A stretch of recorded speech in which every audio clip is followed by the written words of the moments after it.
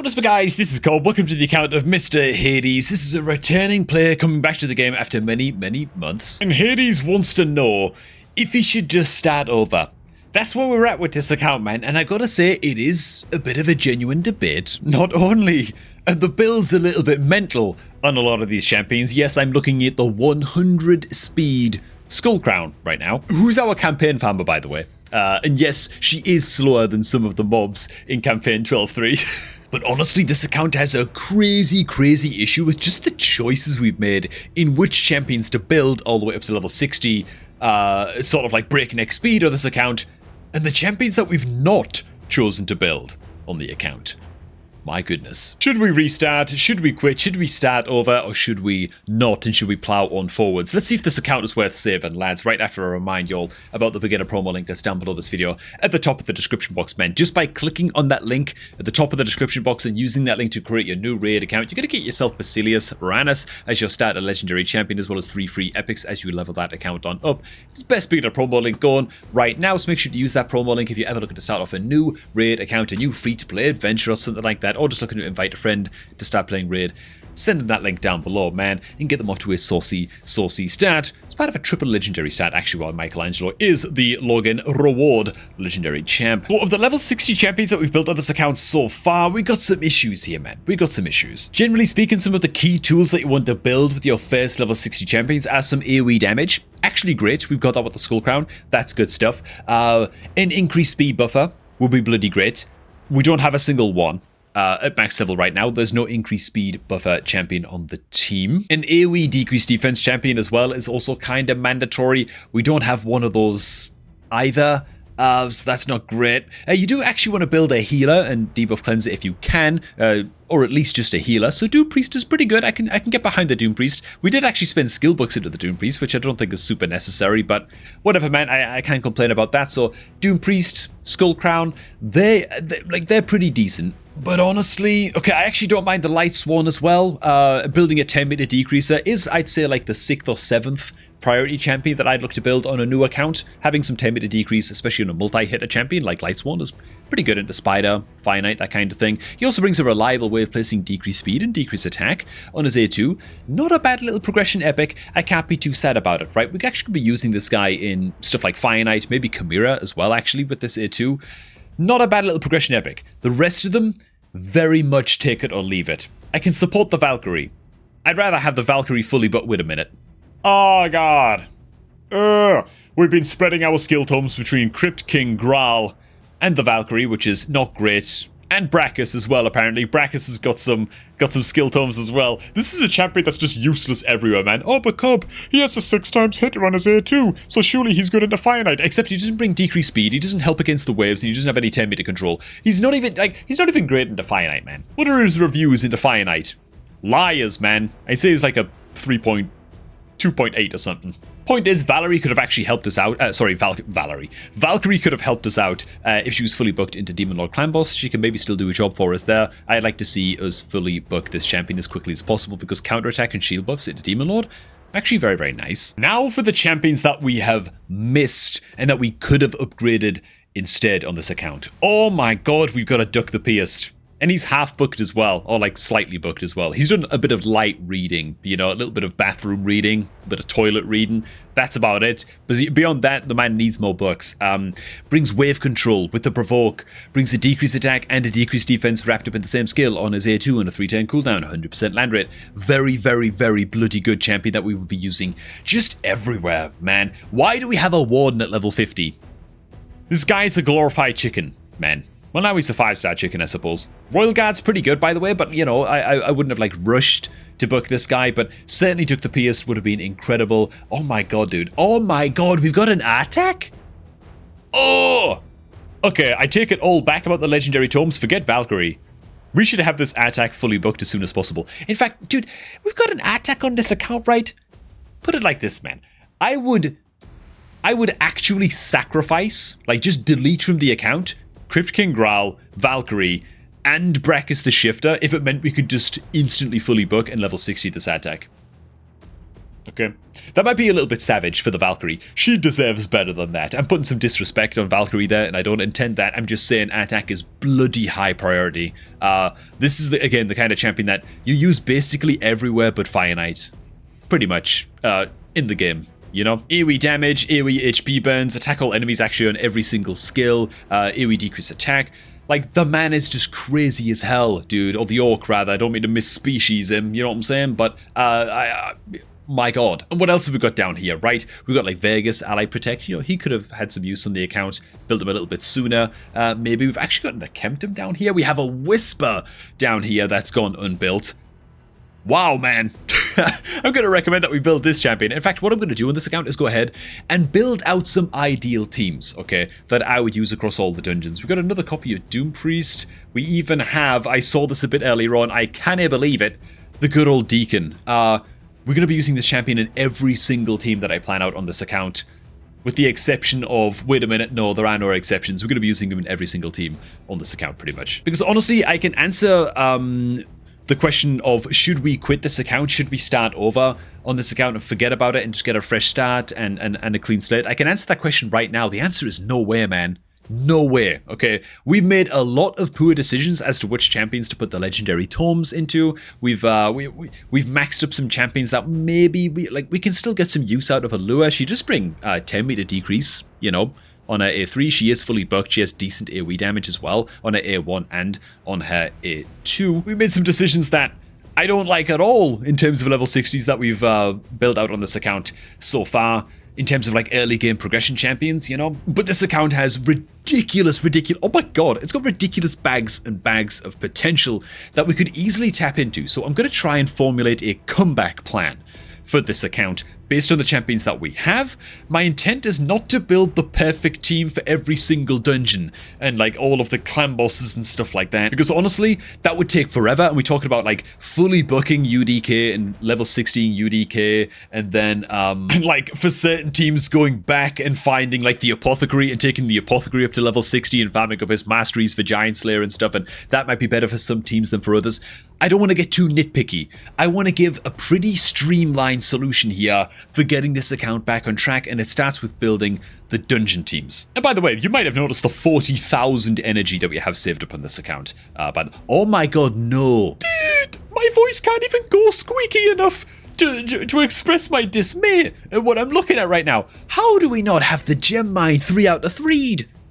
Okay. Mr. Hades, first thing we have to do in this account, I mean the first thing when you log back into this thing after you watch this takeover video, is spend all of your gems and 3 out of 3 upgrade the gem mine as soon as bloody well possible, bro. Because what we've been doing with this account for the past like 6 or 7 months or something, like while you've been sort of away from the game, it looks to me like we've been logging in, doing the basic dailies, getting our free energy refills, and then just logging out, you know, is my guess.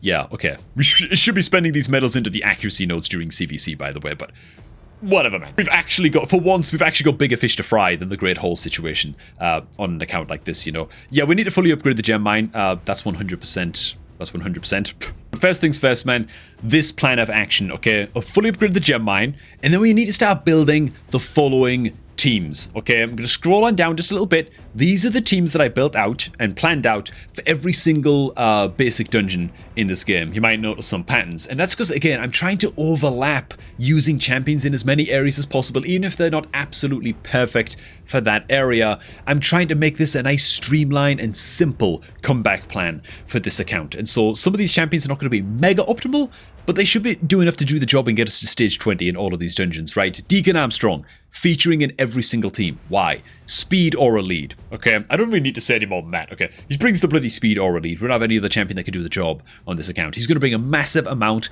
of 10 meter control on his A2, and he's going to bring an AoE decrease defense on his A2. He's even going to bring a leech debuff on the A1 with a double hitter, which is going to give him some use into... God, it's going to give him some use into Chimera with the leech debuff for just extra healing against bosses. The double hit is nice into Fire Knight. The wave control is bloody good everywhere, and the speed ore was good everywhere.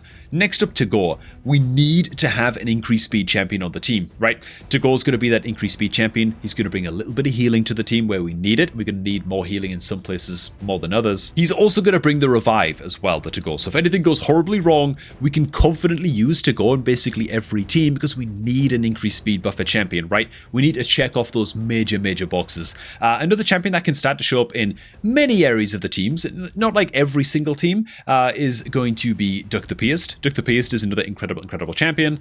That decreased attack and that other form of decreased defense debuff that he brings to the table, and the provoke is going to make it so that Duck the Pierced is going to control enemy waves and just make sure that they're not getting any attacks in, even if we fail to kill them quickly. And so that's why he's here. You'll also notice Artak. Artak should be getting all of the love, right, from all of the legendary skill tomes that we gather up on this account in future. Only spend those tomes during CVC events. It's free points during CVC to spend your legendary tomes there, and so make sure that you do that.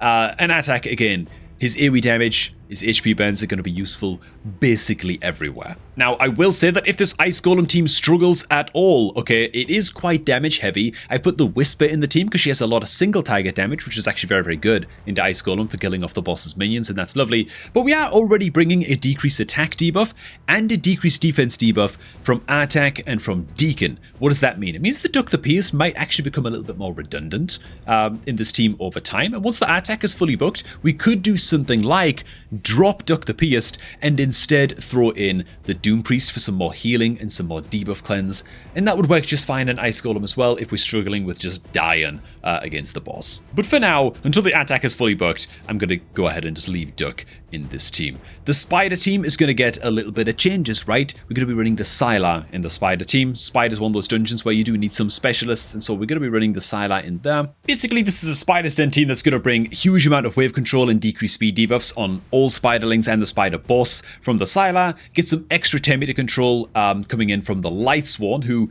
into Spider, the Lightsworn should, okay, I've already done it, should actually have his A2 and his A3 disabled and just be spamming his A1 for 10 meter control, and then just relying on the attack to just burn everything down. And that will be the Spider team. As for the Dragon team, yeah, blah, blah, blah. I don't really need to explain these too much. And the Fire Knight is going to look something as follows, taking advantage of the Farrakhan the Fat. And the reason I kind of brushed over the Dragon team just a little bit is because it looks very the same, very much like the Demon Lord team that I've planned out at the top of the screen right here, where this is why I want us to focus on building out the likes of the Whisper in particular, right?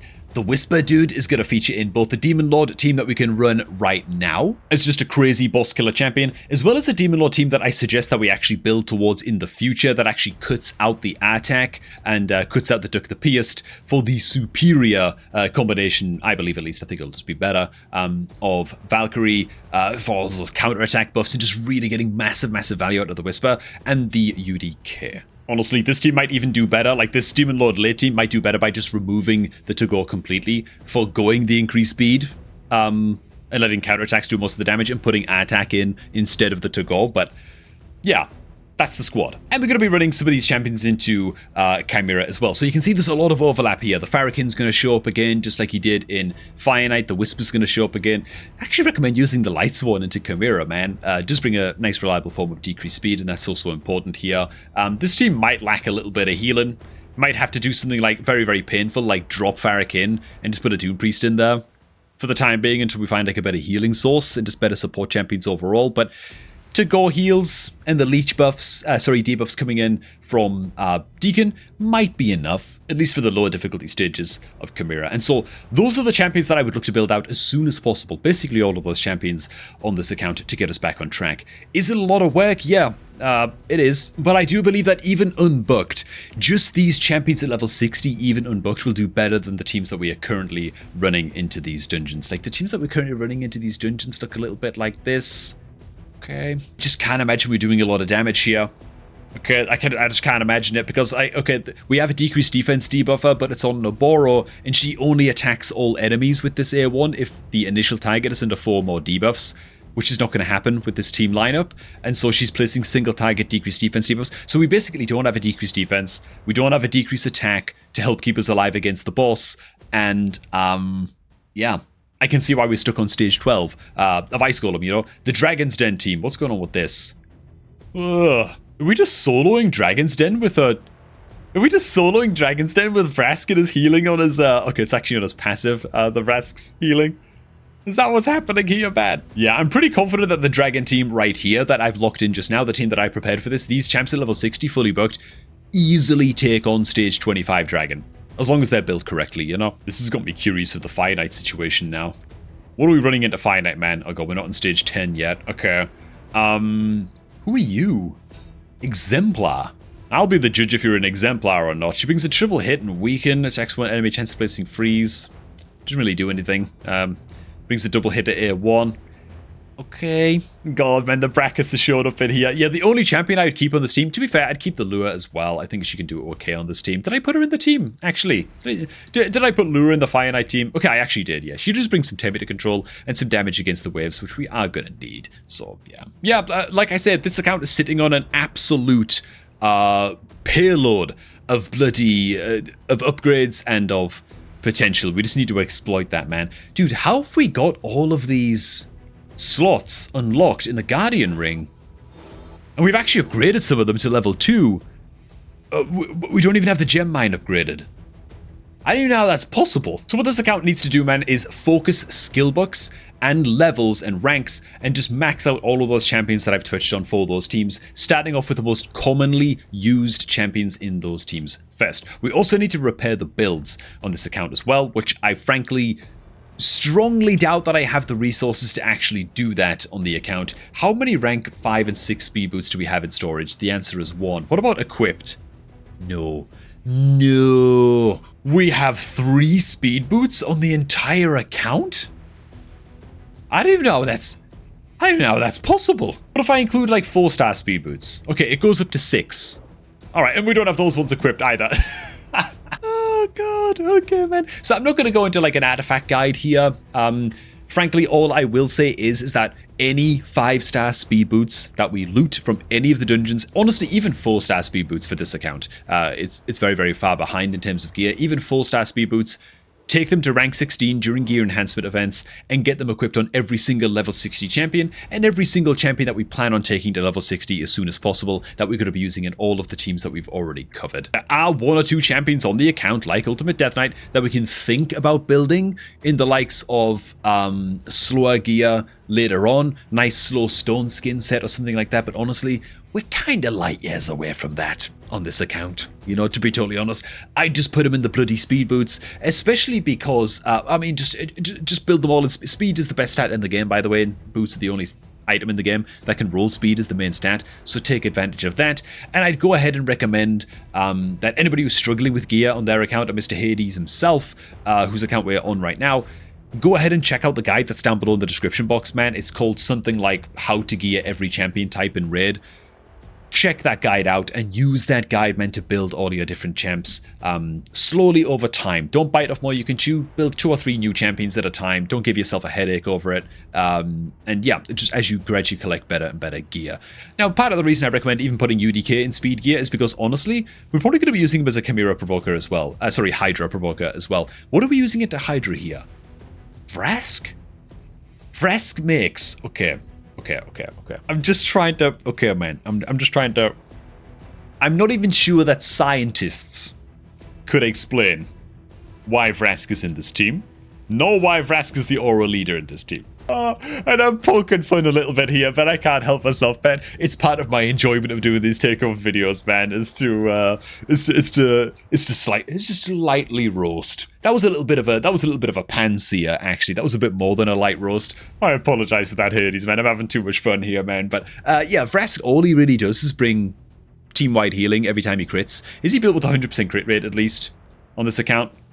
Is he built with 100%? Okay, we've actually gone way overboard. He's in 125% crit rate.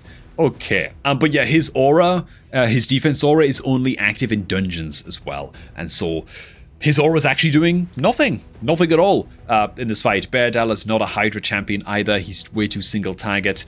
Lua does some AoE damage, but it's only on a 2. And besides that, she doesn't really bring any other tools that help that much. Into Hydra, Brackus is a champion that's good nowhere, and so unsurprisingly he's not great into Hydra either. Sinesha, equalize HP. Oh god, she's not fully booked either. We stopped before the cooldown. reduction. So that's a 6-turn cooldown healed there. Okay, Sinesh is probably not it either. Claude is not the worst to bring into Hydra in a pinch, just because he brings increased speed and, you know, a bit of shielding, but besides that, not super great. These are the teams that I've got planned out instead. Hydra team number 1 is going to look like this. Once again, I'm trying to dip into as many champions that we plan on building anyway. That said, there are some exceptions to the rule, right? UDK. UDK is the only decent Provoker champion we have on the entire account. And by decent, I mean not very good, right? He brings a 50% land rate Provoker on his Air 1. And that's fully booked, you know. That's the best we have. You can take Duck the Pierced into Hydra as a Provoker, but it's a 4-10 cooldown Provoke. It's not great. It's not great. Of course, UDK also has the advantage of bringing that nice 100% land rate decrease attack and some heals to your Hydra team as well. And so he gets to cover that role at least. Next up is going to be the block buffs champion. Block buffs and Provoke are like the two key things that you want to bring into Hydra to just get your team off the ground. And Sun Wukong is going to be our option for that. Sun Wukong, how high priority is a Sun Wukong on this account? I'd fully book the attack first. Then I'd probably finish booking the Valkyrie, then I'd book the UDK, and then I'd book the Sun Wukong 4th on this account, is the way that I do it. Sun Wukong is a great champion, and he's definitely worth the bucks, but at the end of the day, we're only really going to be using him in PvP and in our Hydra battles, and we just need to get his A3 booked out. We could even just fully book his A3 if we get lucky and just leave it there, and just leave like his A1 relatively unbooked, maybe even skip on books in the A2 for a while. Oh god, no, what am I saying? Yeah, I'd fully book him over time. Screw it. Just because the other legendaries on the account are not really that deserving of the books either, so we might as well fully book out the Sun Wukong as like champion number 3 or 4 down the line. Yeah, that's Hydra Team 1. Hydra Team 2, we've got some decent options here. We actually got a Chemton that we can run as the Orally. We don't have a Provoke option for Hydra Team 2, so that's going to be a little bit of a problem. And in fact, what I'd actually do with this Hydra team, by the way, is once we have another good healer champion, healer and cleanse champion to put in this final spot right here, just above my head, and also a Provoker champion to put here in this second position, just down below the UDK, what I'd actually do is I would go ahead and remove the attack from this first team, and I would put the attack into team 2 like this. Oh, well, yeah, team 2 like this.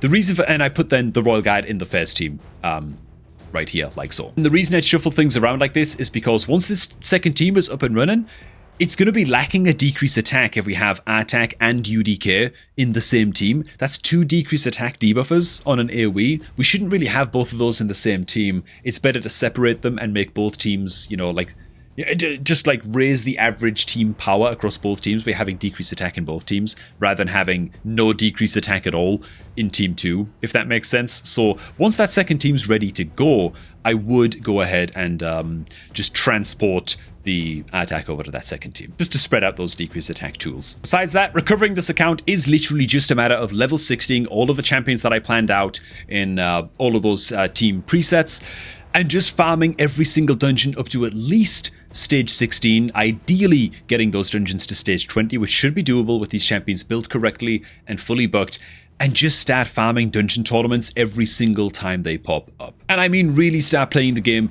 based on event once all of these champions are ready to rock and roll, man. Spider tournament? Yeah, we should blast this all the way until we get, I mean, if there's like an epic skill tome or something as like the final reward, I'd say go for that. For this account, I'd say just go for the chicken. I'd say max out basically every single bloody dungeon tournament, especially if that dungeon tournament is overlapping with either CVC or with a Gear Hunters event where you could be like double dipping between rewards and getting all these extra resources on your account, man. I would only hold on to 5-star artifacts or higher, especially speed boots, and of course trying to get as many champions into speed boots as you possibly can. I'd be looking to try and get as many pieces of gear with speed rolls and crit rate rolls as like substats on gear as much as possible. Getting crit damage gauntlets on our nukers and still being able to build them with 100% crit rate through like other pieces of gear on the champion is great.